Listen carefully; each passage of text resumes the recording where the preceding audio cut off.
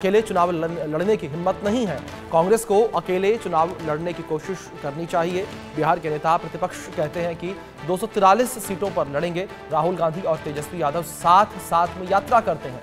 केंद्रीय मंत्री चिराग पासवान ने पटना में CWC की बैठक पर कहा कि मुझे खुशी है कि CWC को बिहार पटना की याद आई है। पटना में CWC की आखिरी बैठक कब हुई थी?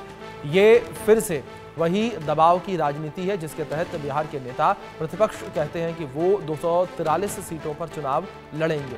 राहुल गांधी बिहार आते हैं और अपने पूरे दौरे में तेजस्वी यादव के साथ यात्रा करते हैं। फिर भी इस तरीके से ये बयानबाजियां जो है वो देखने को मिलती हैं। हमारे सहयोगी रितेश लगातार बने हुए हैं। रितेश, जिस तरीके से पहले भी हम इन तमाम मुद्दों को लेकर बात कर रहे थे, एक बार फिर से वही बात निकलकर सामने आई। जिस तरीके से चिराग पासवान ने हमला बोला है महागठबंधन के ऊपर, क्योंकि जो बयान तेजस्वी यादव का निकलकर सामने आया था रितेश, उसको लेकर चर्चा काफी ज्यादा होती हुई नजर आ रही है, जब उन्होंने कहा कि हम 243 सीटों पर अकेले चुनाव लड़ेंगे। एक बार फिर से सवाल दोहराएंगे? बिल्कुल रितेश, यहां पर बात हम जिस तरीके से चिराग पासवान के बयान को लेकर कर रहे हैं कि जिस तरीके से उन्होंने बयान दिया है राहुल गांधी और तेजस्वी यादव को लेकर। तेजस्वी यादव ने जो बयान दिया था कि वो अकेले 243 सीटों पर चुनाव लड़ेंगे, यानी कि आरजेडी अकेले 243 सीटों पर चुनाव लड़ेगी, यानी कि कहीं ना कहीं जो एक खटास कह सकते हैं वो कांग्रेस और आरजेडी के बीच यहां नजर आ रही है। और तंज कसते हुए इस पूरे मामले पर नजर आए चिराग पासवान। बिल्कुल, देखिए सबसे बड़ी बात है, आपको मैं बता दूं कि इंडिया न्यूज ने एक्सक्लूसिव बातचीत की थी चिराग पासवान से, और चिराग पासवान ने खुलकर बातें कही थी।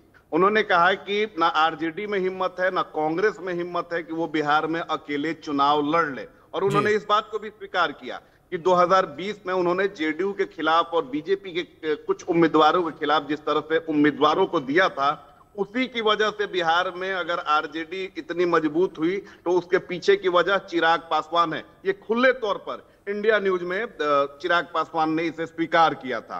अब क्योंकि देखिए ये खटास तो जरूर है कि 2020 में अकेले तेजस्वी यादव ड्राइविंग सीट पर थे, तो वो प्रचार से लेकर सारी स्ट्रेटेजी बनाना, कहां किस उम्मीदवार को, कांग्रेस में भी कौन उम्मीदवार कहां खड़ा होगा, ये सारी जो चीजें थी वो तेजस्वी यादव ही तय करते थे, वही उन्हीं का डिसीजन होता था। लेकिन 2025 में स्थितियां बदल गई हैं, क्योंकि 2024 में कंपैरेटिवली अगर देखें तो कांग्रेस लोकसभा में मजबूत हुई है, 100 सीटों पर उसे जीत मिली है, और राहुल गांधी का कॉन्फिडेंस पहले की तुलना में बढ़ा है। बिहार से भी जहां पर पार्टी एकदम शून्य थी, वहां भी उसके 4 सांसद जीतकर आए हुए हैं। तो इसने कहीं ना कहीं कांग्रेस को एक नया ऊर्जा, एक नई उसे राह दे दी है। और यही कारण है कि बार बार मुख्यमंत्री के चेहरे के सवाल पर जब सवाल पूछा जाता है तो कोई भी लीडर हो, चाहे वो राहुल गांधी हो या कांग्रेस का बड़ा छोटा कोई भी नेता हो, वो सीधे तौर पर कुछ बोलता ही नहीं है, वो चुप्पी साध लेता है।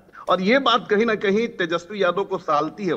तेजस्वी यादव को ये पता है कि मुख्यमंत्री के उम्मीदवार वही हैं, लेकिन कांग्रेस नेताओं का नहीं बोलना एक मैसेज दे जाता है कि बिहार में कांग्रेस जो है वो मजबूत है। बिहार में ऐसा नहीं है कि जो लालू यादव कहेंगे, जो आरजेडी कहेगी, वही कांग्रेस मानेगी। तो ये चीज जो है वो आरजेडी नेताओं को कहीं ना कहीं सालती है, वो कहीं ना कहीं उन्हें परेशान करती है। तो तेजस्वी यादव ने बोला, हालांकि बाद में डैमेज कंट्रोल किया कि कोई भी पार्टी सभी विधानसभा क्षेत्रों में तैयारी करती है, लेकिन अंदर खाने जो है सीट शेयरिंग को लेकर बड़ी परेशानी मची हुई है। आप माले वाले अगर देखें तो माले वाले ताल ठोके हुए हैं कि हमारा जो स्ट्राइक रेट था 2020 में सबसे बेहतर था, हमें जितनी सीटें मिली हमने उस पर बहुत अच्छा प्रदर्शन किया।